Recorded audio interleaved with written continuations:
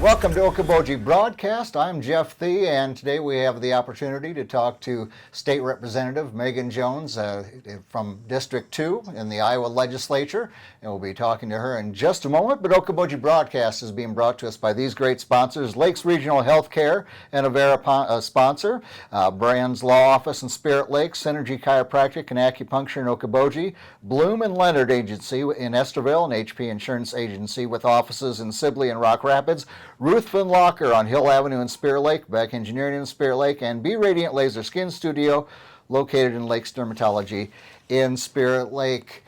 Well, Representative Jones, thanks for taking time for joining me here today. Sure. Happy to be here. You know, first of all, first question, it's been a week now since the legislature has been meeting, and how are things with your family at home? You got 3 young ones at home, and how are things there? Good, thank you. We really, I have 3 kids, 4 and under, and so we really haven't told them a lot about what's going on. So every day is just kind of a weekend for them. So we're just kind of repeating the same things over and over again. It's really scary to know that my 4-year-old is missing out on preschool and these 4 weeks of preschool because I know it's such a vital time. So we just try to incorporate counting and learning and numbers and colors whenever we have that opportunity, but we're not going to put an added stress on him either. I think it's so very important just to keep him as sheltered from what's all going on as possible. Be realistic and be calm, and you know what? At the end of the day, we're just going to have to power through this, and we're going to carry on. That's good advice for anybody right now. We're all in the same boat, Megan. Right. Well, on Saturday, Governor Reynolds issued an economic industry disaster loan declaration for the state of Iowa. So what does this mean for small businesses in Iowa that are affected by COVID-19?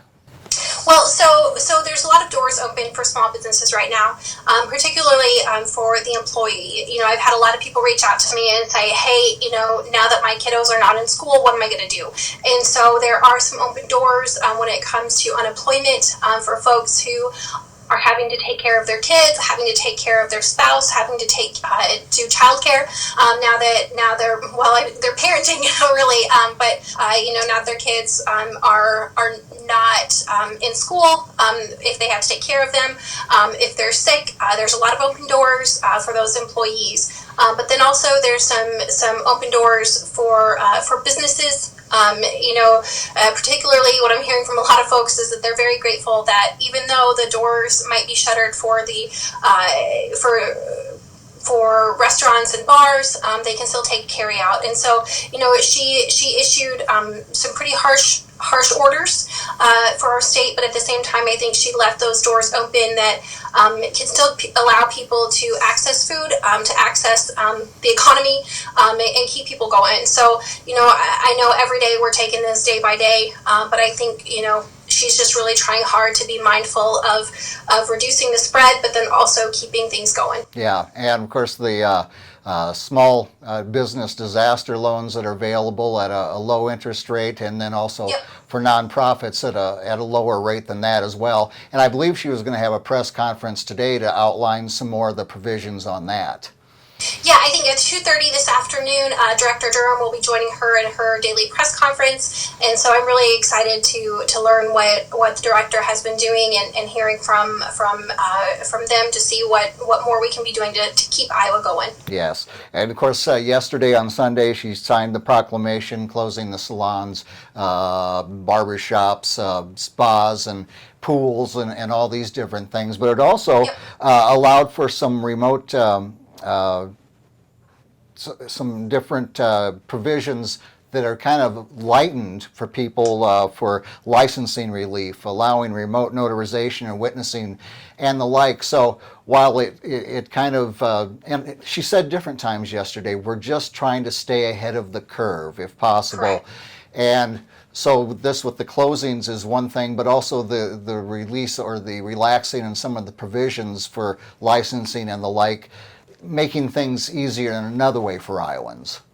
Right, yeah. So when it comes to licensure, I chair the administrative rules review committee, and so we see a lot of the boards and commissions come through that are the licensing entities. And so, I had a nurse reach out to me the other day, and she had a question on her license and how this would work out. And I think what Governor Reynolds is really trying to do is make it easier so that if your license lapse within that period where government is kind of in flux, it opens some of those doors so that people don't have to be worrying about their license renewal at the same time that they're trying to care for patients.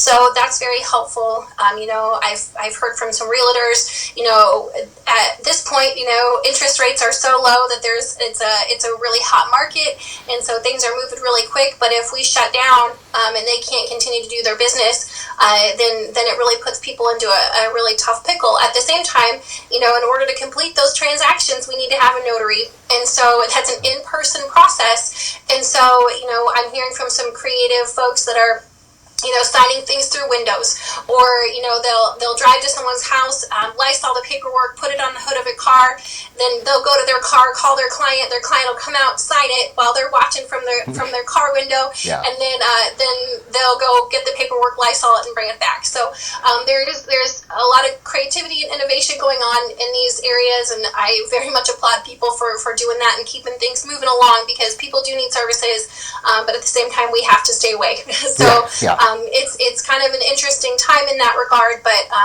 electronic notary, that was a bill that we passed last session, and so that was kind of a process that was already moving along, and so it just kind of needed to get finished up from the rules perspective and through the Secretary of State's office. So I'm glad to see that we're expediting that, because it needed to happen.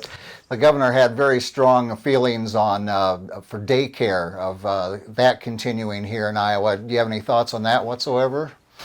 Yeah, I've got 3 kids in daycare, and I am so very grateful that we have daycare. It's something that you don't realize how much you rely on it until it's gone. And so our daycares are still open, but we're choosing to keep the kids at home just to relieve that burden a little bit on our providers. And keep those services available for the people who really, really need them. But my husband's a farmer, and I can largely work from home. I do most of the year. When we're not in session, I'm working from home. So this is just kind of like another interim day for us. But we so very much rely on our daycare, and I know that we're not the only family that does that. But so she's opening some doors when it comes to specialized daycares for essential services, for those nurses and those police officers and those doctors that still need to have daycare, but might not be able to access it. So she's opened some doors there. I know she, in our press conference yesterday, she brought in Director Kelly Garcia, the Director of Health and Human Service, the Director of Human Services. And so she had she kind of unfolded how that's going to look like, what it's going to look like, making sure that those kiddos are still being provided for by people who have background checks, and that they're safe, and that they're in groups of 10 or less, and things like that, because we still need to make sure that those people still have access to care, and that care is quality. Yes, and when she talks about staying ahead of the curve, it has to do with, adhering to these different guidelines that have been set, the groups of 10 or less, not going into work if you're not feeling well, or staying away altogether, working from home. And at some point, we've got to curb the tide. We've got to stop this tide and hopefully start regressing from it. And that's how we work towards getting things back to a normalcy. Right. People just really need to stay at home if at all possible. Only go out when you absolutely have to, and that's going to take a little bit more creativity. Yeah. We've I don't know if I've cooked dinner so many nights in a row as I have this last couple of weeks, but it's if you run out of something, it's like, well, do I really need to just run over to the store and get that, or can I be a little bit more creative about that? So, it's testing our innovation. We're just having to live in a little bit different times right now. Yeah. But at the same time, we've just got to social distance as much as if we have to go out with social distance, a lot of hand sanitizer, a lot of Clorox wipes, do what you can to keep yourself, clean, wash those hands, cover those coughs. Yes, indeed. During the different proclamations and press conferences the governor is having, does she continue to reach out to leadership on either side of the aisle as to decisions she's going to be making or confer? So I'm no longer on the leadership team directly, but I know that her legislative liaison has been in fantastic contact with me. There have been a couple of times where I've sent him off some texts and he responded immediately. So he's really on top of it. But I fully expect that she is working with Speaker Grassley, Majority Leader Winchittle, and the team over in the Senate to make sure that the decisions that she's making, we all know about, and that that we're comfortable there, that she's not exceeding her authority. I think she's really doing a great job to make sure everybody's in communication. When you do reconvene, do you have realistic expectations of what you can actually accomplish? I know at one point Republican leadership was working very hard on tax credit for daycare and different provisions, things that were still in committee. As you look ahead outside of the budget, do you have any realistic expectations of what can be accomplished in this session?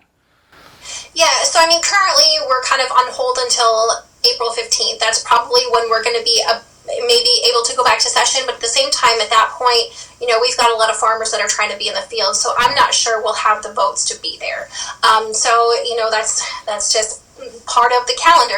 When our legislative session was set up, we had a very agrarian legislature. And so it was, well, you're just about to adjourn session and people are going to head out into the fields. And so that's just something that we need to take into consideration.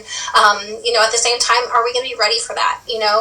So that's going to be something that we're going to have to think about. So, we'll reevaluate on April 15th. If we're not able to convene, it'll be okay. We've given the governor that authority to do so.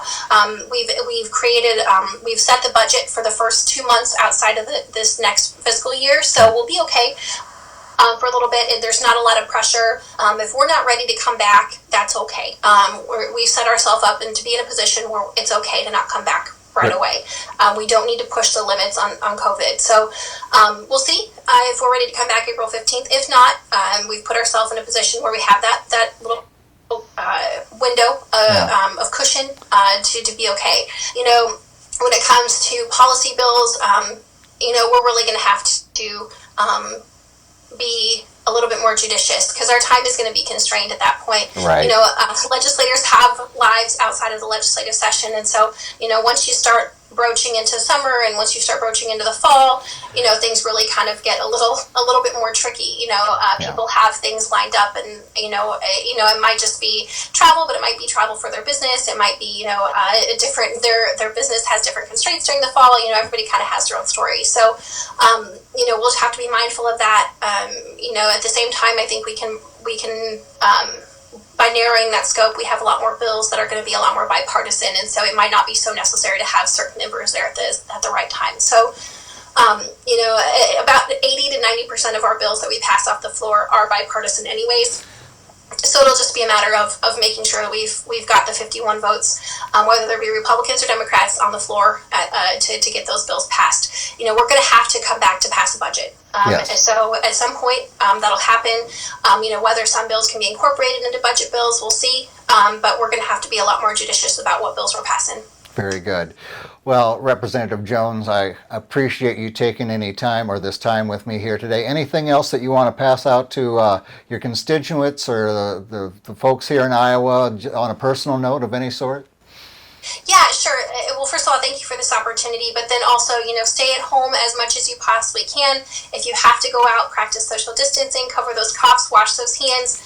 The best way to get over this is to have more people stay home and to flatten that curve. So we just really need to stay at home. But from a legislative perspective, if you need anything, please let me know. I can try to work through some of those resources. If you have any questions, I'm always here. You can shoot me a text, give me a call, send me an email. I've got a Facebook page going. I'm trying to be as open and available as possible, and while we might not be able to meet in person, I'm still here, still answering those questions. Outstanding.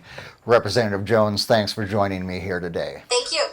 And we thank Representative Megan Jones for being here with us today, and we thank you as always for watching us right here on Okoboji Broadcast.